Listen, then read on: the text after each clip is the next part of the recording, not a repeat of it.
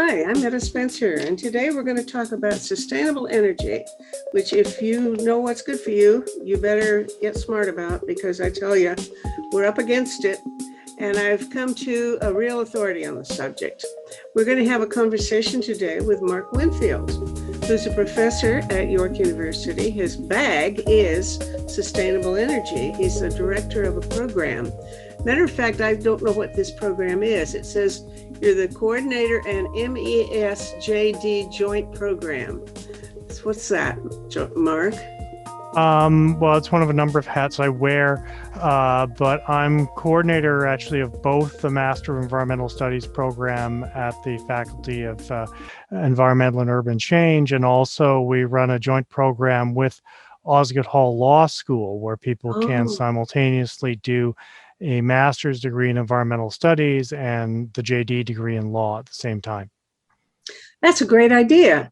Let's sock it to them. Use all the legal powers we've got. You think that is there a lot going on in terms of using law to try to make some progress with changes in environmental issues? Well, there is. It depends on where you are and how you look at it. I mean, there are many dimensions to this.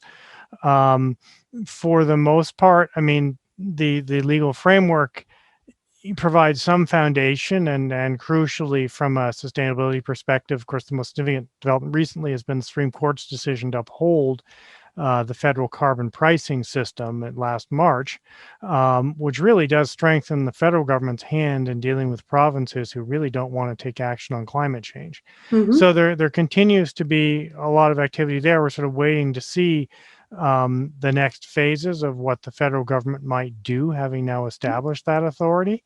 And indeed, they've signaled their intention to increase the backstop federal carbon price as part of their overall strategy for achieving the Paris targets. Okay, well, let's get to that later because it looks like we ought to start off by making some sort of a review of where things stand in terms of what are the most promising sustainable sources of energy and how quickly we're moving toward them, and any innovations and breakthroughs and so on. And then, let's talk about how we can use law and other institutions to try to press it forward. So, are you optimistic these days or pessimistic? Let's start off with a global half glass half full or half empty question. Well, a bit of both. We are in a situation where the impacts of climate change are becoming more and more real. And we very much moved from the realm of theory to lived experience, as people in BC and other places have been through, but also in Mhm. Western Europe lately as well, and in India and China. So we're sort of beyond theory and into reality that has focused attention somewhat more effectively. But progress on actually reducing emissions is still painfully slow and far slower than what the Intergovernmental Panel on Climate Change has told us we need to achieve. So we're not in the best of spaces at this stage. I mean, there is sources of hope. Clearly, there have been major technological breakthroughs on renewable energy, especially, and energy storage, which may make low carbon pathways more viable. Mhm. Um, what we're seeing in policy terms now is sort of movement into another level in the sense that um, uh, the European Union in particular is moving in the direction of strengthening its carbon pricing regime, and in particular into a much more serious discussion of the possibility of using what are called carbon border adjustments or carbon tariffs. Basically, that if you don't price carbon in your country, then they will effectively impose a tax on your products at their border. And the United States, at least the Biden administration, is talking in similar terms. So, those were things that a decade ago were seen to be absolutely impossible. Now they're becoming part of the mainstream policy conversation. The problem may be, though, that it's too late. It needed to happen a decade ago, and it didn't. So we're now, we're very much behind the eight ball, as it were. The technological tools are coming together. It's just a question of whether things will move fast enough to prevent what the IPCC has termed dangerous climate change. What's your guess? I have to be fairly not too optimistic myself. It looks like a very uphill climb to me. What do you think? Does. I mean, it depends on, there's a lot of variables in play, and how it will play out is unclear. I mean, part of the problem clearly is in the United States, where you're still dealing with congressional deadlock at best. And that makes strong action from the United States, either in international terms or domestically, very difficult. And that clearly does not help. In Canada, a great deal will depend on the outcome of the next federal election. The current government has put a fairly ambitious plan around carbon pricing, wanted to go to $170 a ton. But that will only happen if certain outcomes occur in the election that we anticipate any day. So, in sort of domestic terms, it's difficult to be that optimistic. On the other hand, say the Europeans seem to be moving forward quite firmly, and you're getting some movement in Asia as countries are having to deal with the impacts of climate change. But given that the window of action is closing on us, it's not a good situation. We're trying to do in less than 10 years what we should have done in the previous 30. Exactly. Yeah. Okay. Now, my impression is that the U.S. is not really going to do carbon pricing or carbon taxation anyway. Is that, am I too pessimistic, or is there a real chance that they will? For one thing, I guess I'm not sure I like this cap and trade kind of regulatory approach. It would seem to me it'd be a lot smarter to just tax the thing right at the wellhead and so on. And I don't see that happening in the U.S. Do you?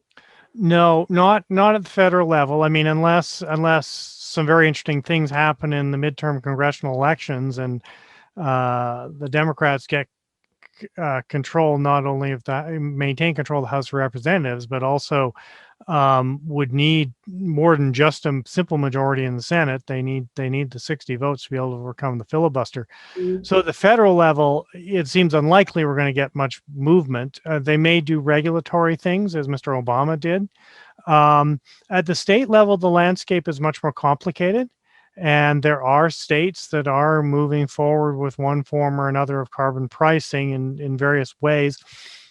California being the most obvious, but there are discussions in the Pacific Northwest, and there is a small pricing regime in New England and the Northeast. So there's some movement, but it's, particularly in the United States, the landscape is so complicated and so fractured. It's difficult to be overwhelmed with optimism in terms of how much movement there might really be. Would you take any, I don't know what they say, pleasure in the fires and things? Do you think that all of these catastrophic weather events lately will or have been changing public opinion? I think it's too early to say. The polling I've seen is it's not categorical in the sense of the extent to which people are making the connection as much as you might expect, and that sometimes takes time to really kind of sink in. But the discussion, even relative to when the Fort McMurray fire happened, when was it, 2 years ago? In the media is very different in the sense that people are much more prepared to make direct connections to climate change. Whereas at that stage, people were a bit more hesitant to draw that line. So in the longer term, that may start to alter the conversation. I mean, it's already reached a point where simple denial is no longer a viable position. Those who don't want to act have to come up with somewhat better arguments, although they're still essentially doing nothing. If you look at the Ford government in Ontario, for example, so it's not a overwhelmingly optimistic landscape, and indeed, Canada in many ways may end up, being compelled to act as opposed to being a leader if the Europeans go down the kind of path that they're talking about, or if the Americans, even absent carbon pricing, come up with some kind of carbon border adjustment, we may be compelled to act just because of the need to maintain market access. Sorry, I'm not sure I understood how that works. Well, the situation is that um, you know, it seems we're at the moment in something of a domestic deadlock as well. I mean, it depends a great deal on what happens in the federal election that we anticipate. But if Excuse me, but didn't the Supreme Court decision open up a lot of opportunities for the Liberal government? it does, but that whether that happens depends on whether the Liberal government survives. And with an election somewhere in the relatively near future, that's not a certainty. Well, it looks like it's almost a certainty. Well, the certainty we'll have an election. It's not clear they're going to win. That's well, the problem. it's never clear that until the fat lady sings, as they put it. But yeah, but they're way ahead, aren't they? They are for now, but as the saying goes, election campaigns have lives of their own, and you never know what may happen. So if they're successful, then yes, in theory, they would then carry through on the more ambitious approach that they laid out in December. That's the most optimistic scenario, or some combination of other parties, the NDP, the Bloc Québécois, the Greens, if there's anything left of them, may all come together again to move in those basic directions. Those are possibilities. So it's, but we don't know until we see the next day, how this plays out. But my point too, though, was that things may happen outside of Canada, which leave Canada with little choice. To say if the Europeans move forward with this notion of carbon border adjustment charges, basically a carbon tariff, or the Americans do something like that, regardless of what Congress does, and even without a national carbon pricing system, Canada would have no choice. Yeah, but I guess the reason I questioned you was I don't know why you would see us as reluctant to comply. I mean, why wouldn't we just be overjoyed to join the crowd on that one? Well, I might be, and you might be, but obviously we have provincial premiers who very definitely would not. Mr. Ford, Mr. Kenney in Alberta, Mr. Wall in Saskatchewan, all sort of not very keen on the idea of taking significant action, and indeed, the current federal regime masks a very, very mixed landscape in terms of what individual provinces are doing at the moment. So it's some provinces have been relatively aggressive. Quebec, for example, although even there are constraints because of the way the relationship with California works. Other provinces like Ontario have done virtually nothing, and have abandoned whatever plan there was. So that still presents us with some significant complications in terms of the landscape that we're looking at. Okay, but then what you're saying is that we might be forced to do the right thing. Yes. And goody, I think. I mean, I wouldn't be among those objecting. I'm just making the observation that that is the situation we may be in, and we may find that if we don't act ourselves, we're going to be compelled to, whether we want to or not. Okay. Well, good. Let's force everybody to do the right thing. Anyway, and I maybe I'm too authoritarian in my ways. Anyway, okay. So there's a little hope, but in terms of the time frame, there's very little. The time frame is not good, given the depth of what needs to happen. And the scope of things that need to happen. But let's say, the consequences of giving up are not an acceptable option. So we need to move forward. I mean, in theory, were the current government to be reelected or partially reelected with support of other parties who are in favor of action on climate change, in theory, the table is set to move forward more aggressively. The question would be, do we see the follow through or not? Yeah. Some very important ideas have been put on the table, as I mentioned. The move to $170 a ton carbon price, notions about low carbon fuel standards, the national coal phase out is moving forward. So there is a lot of things potentially in motion, but they need to close, as it were. They need to move implementation forward. And we do, one way or another, need to get the reluctant provinces on board, because they are rather crucial actors in the whole conversation. Okay, now what's going to happen if all goes well? It will be solar and wind primarily. There are other conceivable sustainable sources of energy, but I wonder whether you think any of them are really going to be a significant part of the mix. I mean, like geothermal or tides or any of these. I think the answer is all of the above, but some are geographically or geologically constrained is the problem. That geothermal will only work for you in certain locations. Tidal is an option on the coast, although we've been remarkably slow in trying to move that forward. We can make better use of existing large-scale hydro assets, particularly, for example, the dams in northern Quebec, which already exist. And those could play a very significant role in balancing larger fleets of intermittent energy sources like wind and solar. There is a great deal has come together, particularly around energy storage technologies, and not just batteries, but compressed air, flywheels, thermal systems.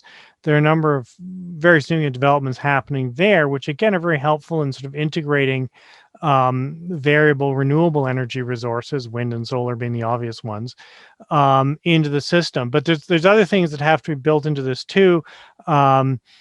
Air and ground source heat pumps, for example, could play a very significant role in substituting for fossil natural gas in space heating, which is, in Ontario, for example, a very significant source of greenhouse gases.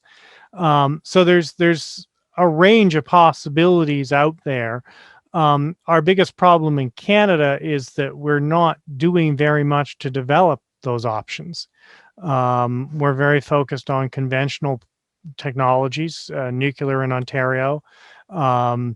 In places where we have been phasing out coal, there's been quite a shift in the direction of natural gas instead, and that's particularly pronounced in Ontario and Alberta, and probably will be in Saskatchewan too.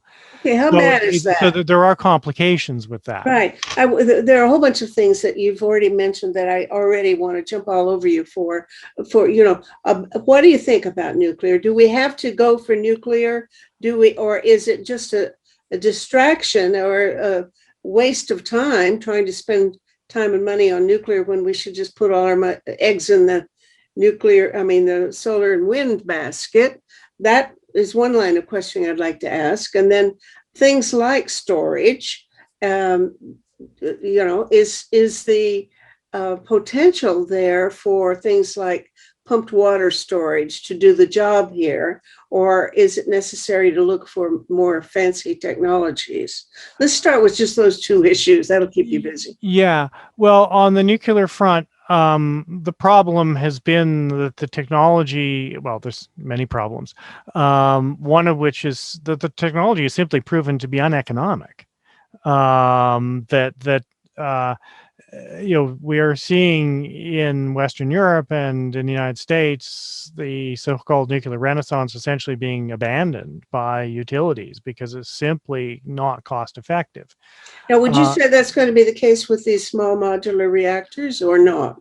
Well, the problem with the small modular reactors is this sort of fundamental existential question that they don't actually exist, except at the level of a PowerPoint. So trying to make realistic projections about costs there is next to impossible. Although given the nuclear industry's track record, it hardly inspires confidence. And the same problems in many ways that exist with conventional reactors exist with the SMRs. You've still got the fuel cycle issues. Indeed, what may come out of the back end of the SMRs, depending on what we're talking about, may be even more problematic than what comes out of our conventional can-dos at Pickering and Darlington and Bruce. Because it's reprocessing. It's reprocessing. They've been Mhm. very clear about reprocessing, which it's been very unclear the nature of the waste streams you may get. I think I think they may likely be liquid, not solid. And of course, the technology that's being used is precisely the same technology that you would be using if you were interested in extracting weapons grade materials from the waste fuel. So this seems very unwise. I mean, that's a larger question with nuclear, is it's very difficult to separate civilian uses from military ones. And a large scale deployment therefore runs all kinds of security and weapons proliferation risks, which in their own way, in a security challenged world, are as problematic in some ways as climate change. I mean, it's just a pathway that I think we want to avoid to the greatest extent that we possibly can. So that's basically my answer on nuclear. Is it's uneconomic, it's too inflexible, it's simply been overtaken by other technologies. And so it just doesn't make any sense. On the second question on storage,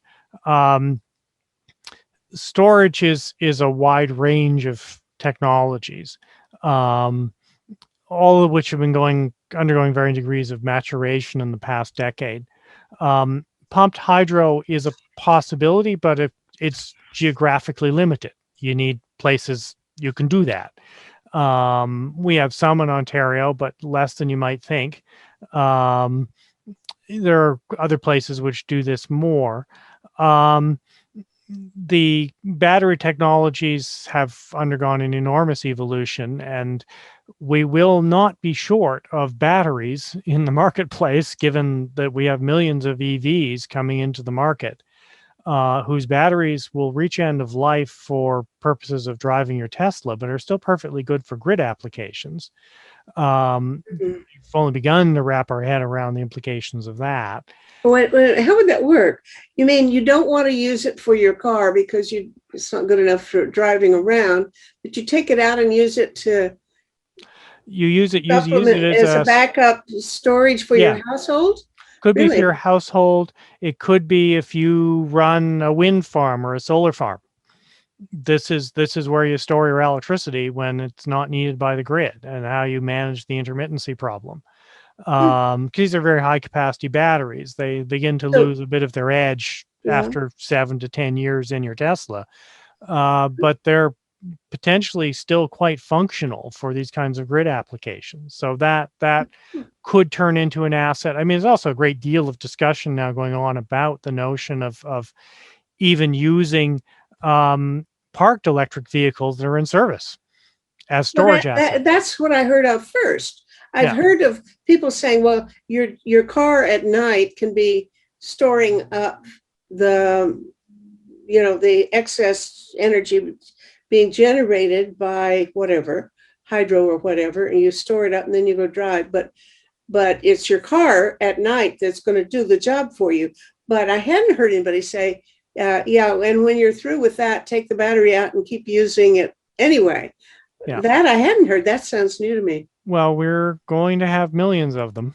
Really? Well, we have to think about numbers of electric vehicles that we expect to move into vehicle fleets. Mm-hmm. The batteries generally in those applications are expected to last 7 to 10 years. And then you have to do something with them. Mm-hmm. And to say the sort of second life notion is potentially very useful. There's a lot of things to be worked out in terms of how the market for that would actually work, but technologically, it appears to be perfectly feasible. So that's just as you have different types of technologies moving into the system, different options may become more viable, and that's one of the big examples. That basically you've got these fleets of storage assets Mm-hmm. in the system. And then the question becomes, well, how do you manage them, and how do you utilize them to cover off the intermittency of variable renewable sources? Mm-hmm. Okay, that is quite interesting. What else? Is there going to be any shortage of lithium?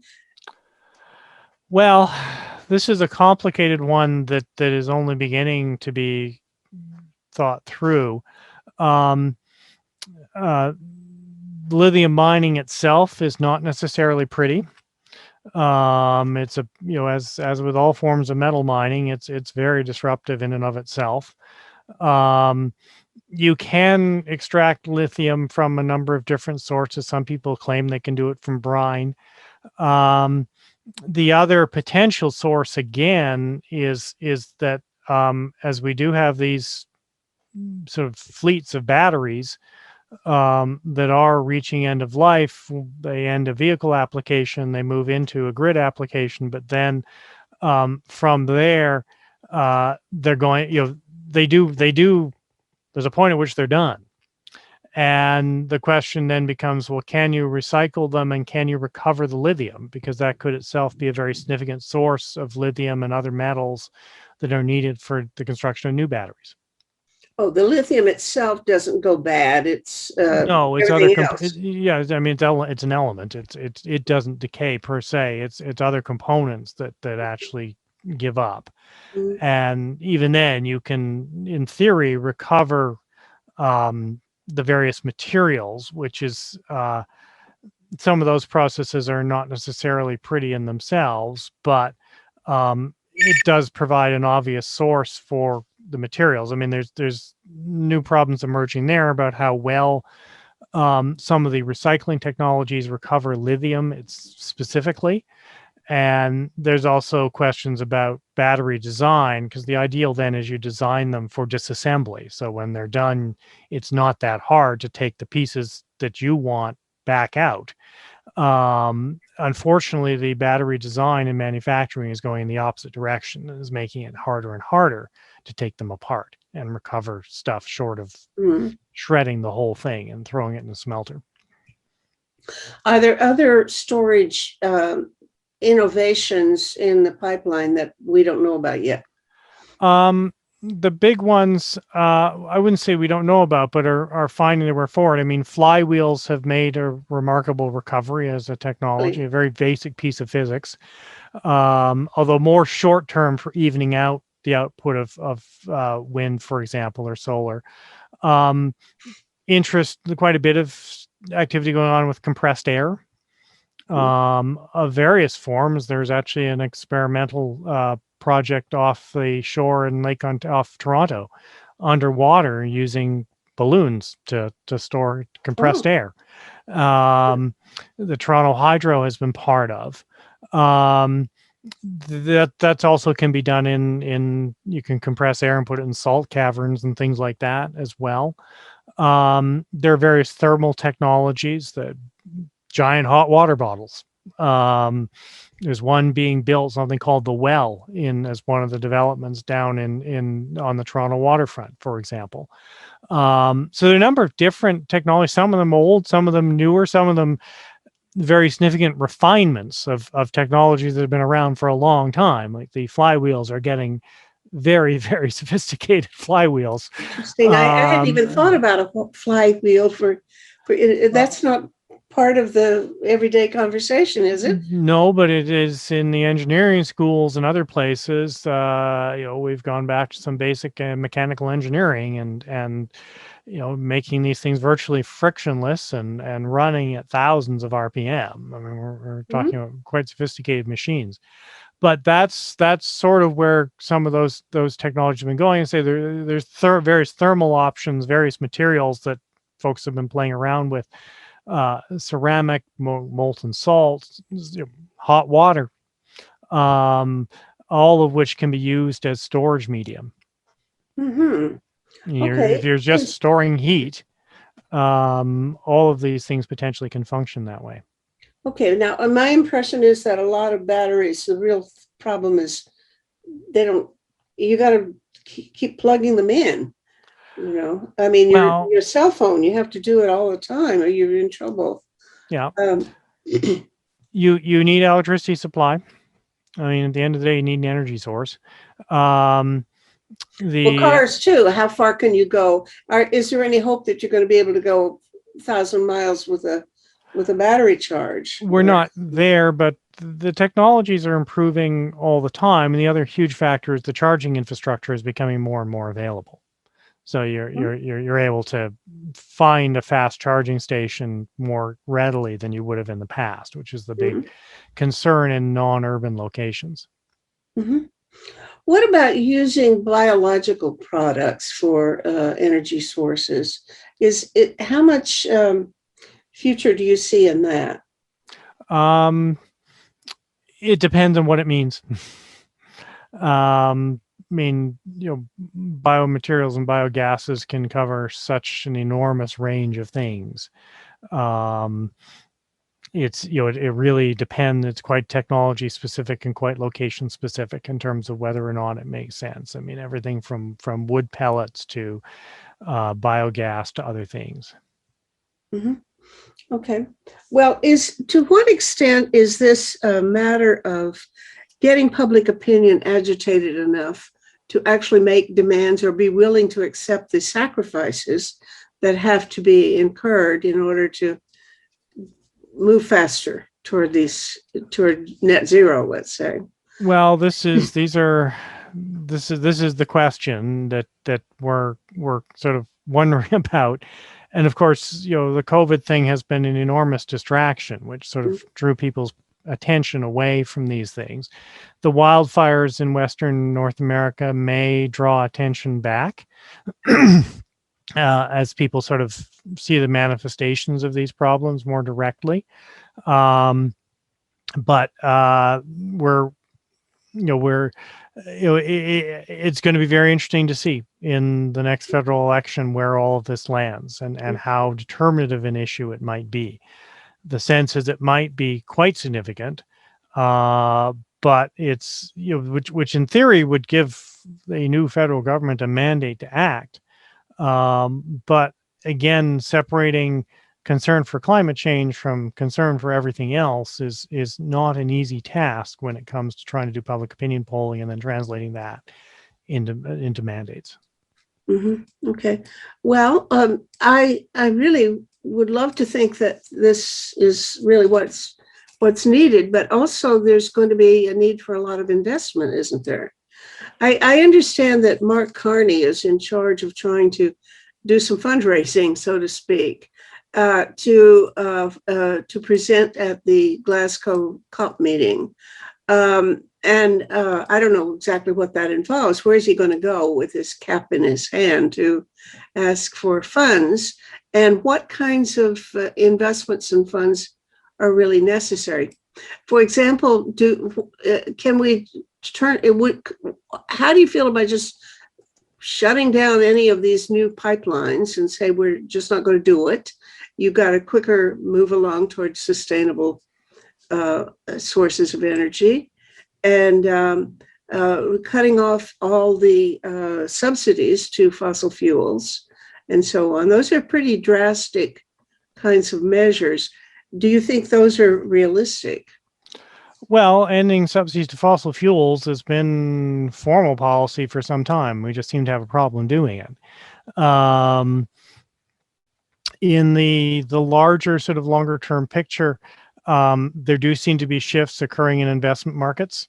The whole sort of ESG sort of question that seems to be taking on larger and larger significance around investment decisions, it looks like, with large long-term capital moving away from fossil fuels and into other energy sources. Those things all help in terms of private capital.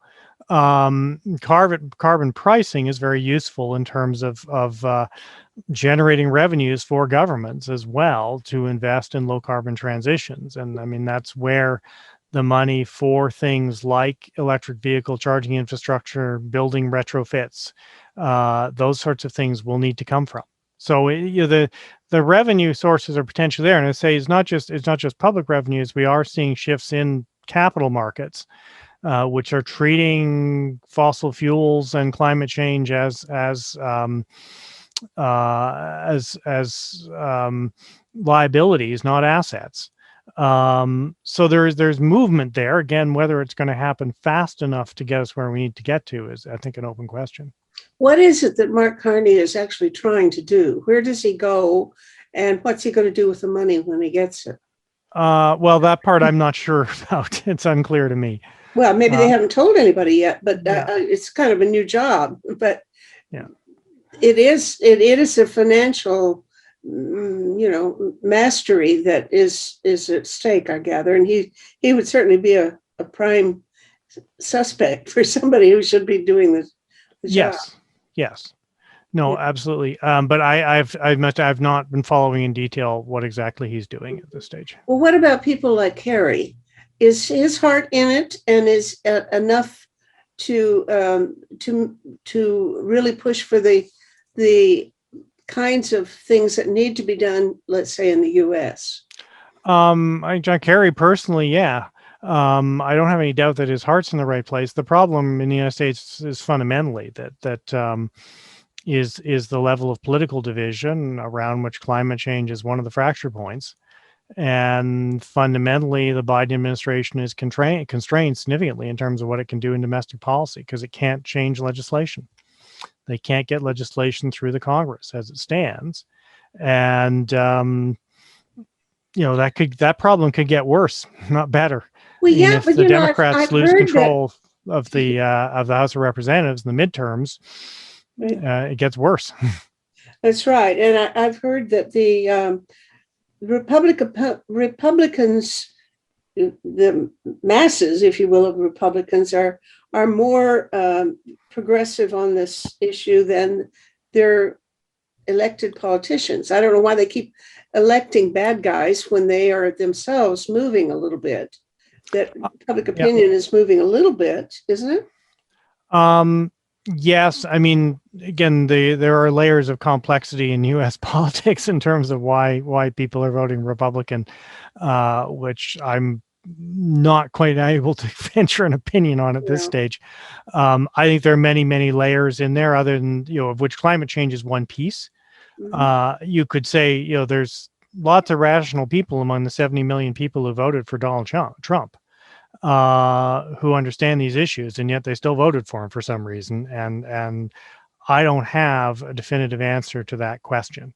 But clearly it's got something to do with something other than climate change, for example. Oh yeah, it has a lot to do. That's just an issue that is really important to me. As a political sociologist, I have kind of trying to psych out the theory about what, and I don't think the support for Trump was really basically economic.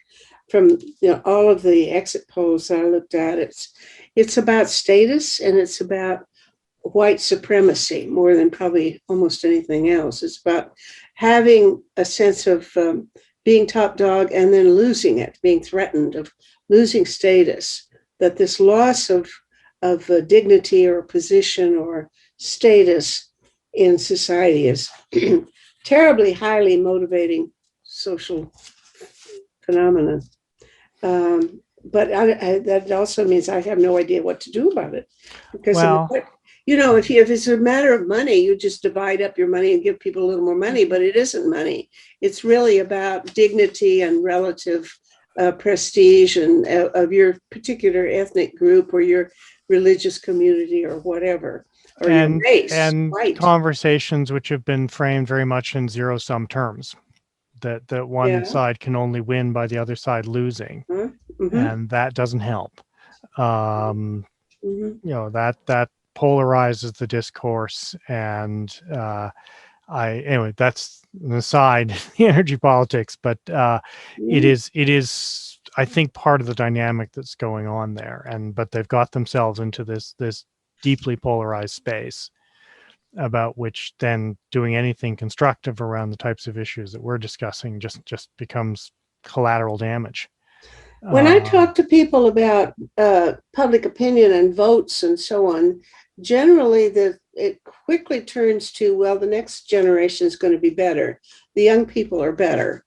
And I just had that conversation over the weekend with somebody, because, I talk to people in Russia, and they give me the impression that the young people are completely I don't know what word to use for it, but they're not satisfied with the government they have, but they don't understand democracy, and they would vote for Putin. They want to keep him in place, and that's true as much for the young people as it is the old ones, with the exception of a few people who would like Navalny, and people who know him better and who say they don't want him, so there's not much support for young people moving very assertively into demanding more in terms of either climate change or anything, even COVID, even taking their vaccinations. 80% of the people are not even taking their vaccinations. It's worse in Russia than any place else. So it's really a suspicion of the government, but not a willingness to take any overt action. That's true in Russia, but then on the other hand, I talk to people in England, talk to somebody in the US who's been teaching and so on, and they say, well, the Americans are terrific. The American young people in universities are very, very smart and very energetic and ready to roll. I don't know. You teach in Canada, and I haven't seen a student in 15 years. I've been retired too long. So I don't know. But what is your impression about young people? Oh, I don't think they're throwing in the towel at all. Certainly not our students, and certainly not the ones I know. I mean, they're still very, very much engaged in the notion of change and of making the world a better place.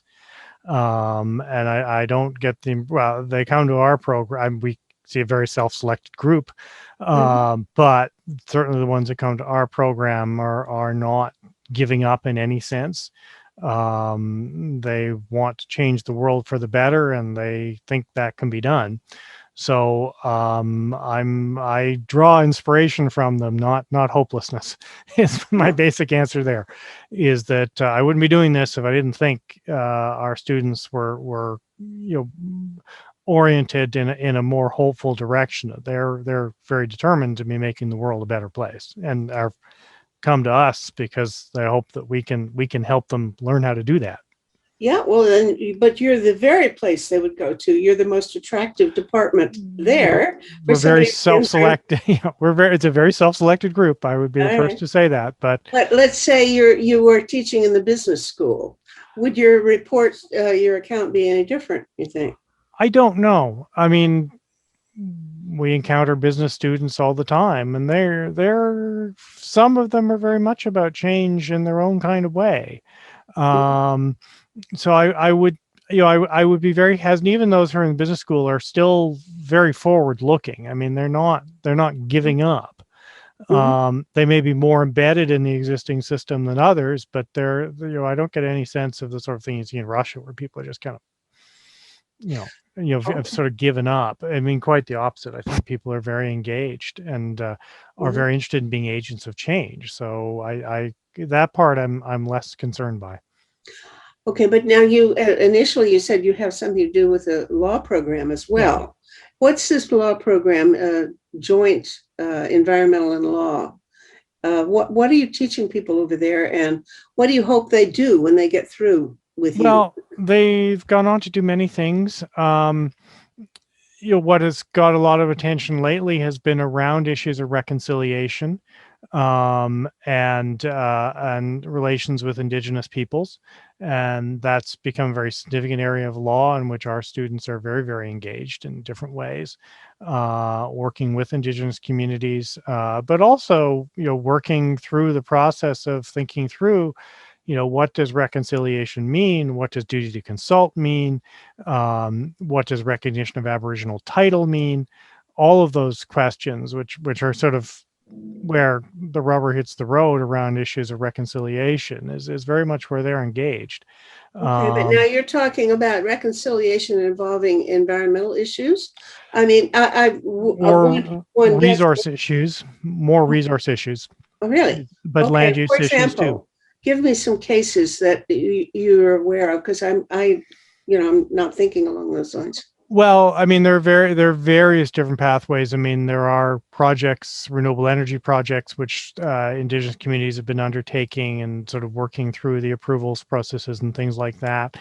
There are also obviously there's litigation that has gone on around pipelines, and the government's fulfillment of duty to consult. The same questions come up more in Western Canada around things like coal mines.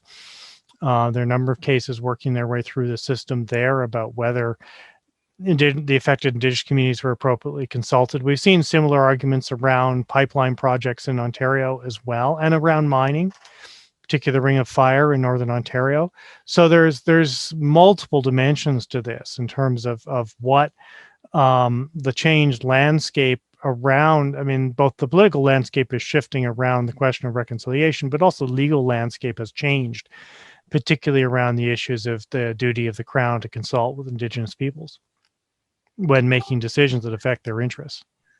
What has happened along those lines? Has been some kind of Supreme Court decision that they have to pay more attention, or what's? Well, there's a whole series of decisions now going back to the mid 2004, 2005, where basically the court has said the Crown has the duty to consult with Indigenous people when it's making decisions which may affect their rights or interests. And then we've had a number of decisions since then, which essentially have enforced that and said, well, approvals that were given were not valid if there was not inadequate consultation with the affected Indigenous peoples. I mean, one of the most high profile, of course, was the Northern Gateway pipeline in British Columbia, where essentially the project was killed because the federal court said the consultation had been inadequate.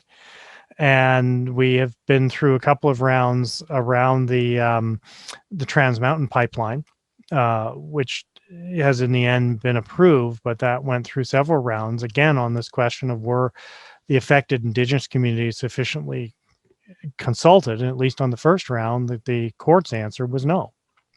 Tell me how much of that answer was for practical reasons, that we really need the Trans Mountain pipeline, and how much of it? Well, on round one, the court was pretty clear. On round two, more complicated, in a sense that the proponents and the governments, in theory, had taken additional steps, and there was ongoing debate about whether or not that was really adequate. But the court approved it on round two. But there are other cases where major projects have been dropped or abandoned as a result, Northern Gateway pipeline being the most obvious and most famous, where the court said the consultation was not adequate ultimately led to the project being abandoned. The proponents gave up. What do you think would have been the best alternative answer? What would have happened if they had gone the other direction? Well, there's larger questions. The position of the affected Indigenous communities, of course, was that there was no accommodation possible. That the project would cause such damage to their interests and their culture that you couldn't make it better. That is the other possibility, that in the end of the day, the project does not proceed. And of course, many people would take the view that wouldn't have been a bad thing at all. That building additional fossil fuel export infrastructure is not necessarily a good thing. If we're trying to decarbonize the economy, building pipelines that fundamentally facilitate the expansion of the oil sands is not a particularly good move. Well, it sounds to me offhand, I would say that makes sense. I wouldn't vote for a pipeline for any reason whatever. But then I have friends who say, but we're not yet to the stage where the world can actually do without them or without fossil fuels. And so for the most part, we have to continue producing these. Yeah, except they are very, very long-lived infrastructures. Yeah. They have very high path dependency. Once you build them, you are stuck with them. And you're stuck with having to pay for them. That's part of the problem, is you're effectively locking in a continuation of the expansion of the oil sands. When you're talking to your students in class, do you come out and say, I'm in favor of this pipeline, or I'm not? Do you take that position, or what kinds of, what are your own internal boundaries about how far you allow yourself to go in expressing your own preferences and values? Well, we try and structure them and, are up front, and it's less about this or that specifically good. It's more about, well, how do we define sustainability? and then ask the question, does this project fit within that definition? We try and take a more empirical and more analytical approach to these questions, as opposed to simply expressing a preference. We have to be able, precisely teaching people, you have to, why is this a problem? From in terms of what dimensions of sustainability, of which there may be many, but we have to be able to look at projects through a normative lens, which is clearly defined, and be able to explain why in that context something may or may not be a good thing. Do you get much pushback on that? Do you get much criticism of people saying you are no, proselytizing or something of that kind? No, my students struggle more with the notion just of having a set of criteria that you're going to assess a project relative to. I think they're more inclined to say, well, it's a pipeline, therefore it's bad. And what we're in the business of trying to do is deconstruct that conclusion and provide an explanation. Well, why do you think it's bad? Can you provide an evidence-based argument as to why, relative to some normative structure, this is a bad thing or a good thing? Because that's what they'll have to do in practice. I mean, you can't just assert something is bad. You have to be. What happens to your students? Where do they go after they get a degree from you? For the most part, our graduate students are going into professional practice. A good many of them are working for the province, hired before Doug Ford. A good many are working for municipalities. Some are working for consulting firms and NGOs. I mean, they very much, like to say they I don't want to be too much of an ad for our program, but they land on their feet and they're doing good in that capacity. I'm sometimes very surprised at the places I've stumbled across our graduates now in very senior positions within government or within NGOs or consulting firms. So we like to say we must be doing something right in terms of how we're teaching them. So those are the sorts of things that people end up doing around environment, natural resources, land use planning type themes, although not exclusively. I mean, that's the nature of what we do. And I say the growing area of practice has been around this question of what does reconciliation mean in the context of resource management, for example, where these issues come very much to the fore. And not just at the level of a theoretical critique of colonialism, but now we're at the stage of, well, what do we do? And what does this look like in practice? And what do we do differently? I think become very important questions about how do we translate this into practice. One last question about you. This thing about the connection to the law.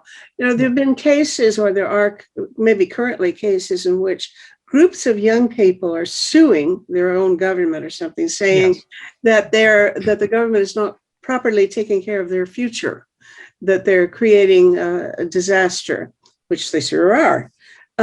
What do you see in that? Do they ever win, or I don't even know what? They just won in the Netherlands, and they won against Royal Dutch Shell as well. So in some jurisdictions, they've been winning. Indeed, even in Australia, they got a fairly, although they sort of lost on the technicalities, they got a fairly categorical statement from the court that the cause that they were pursuing was valid and important. It obviously raises the profile of these issues very powerfully. The challenge, without getting too complicated, it becomes challenging for Canadian courts because actually enforcing that kind of a decision is very difficult, because it more or less puts you into the position of administering and overseeing what happens in the aftermath, which traditionally Canadian courts have been very reluctant to do. They're prepared to say, this is what has to happen at a high level, but not to get into the administrative details of actually overseeing implementation. They're more likely to say, what you're doing now is wrong.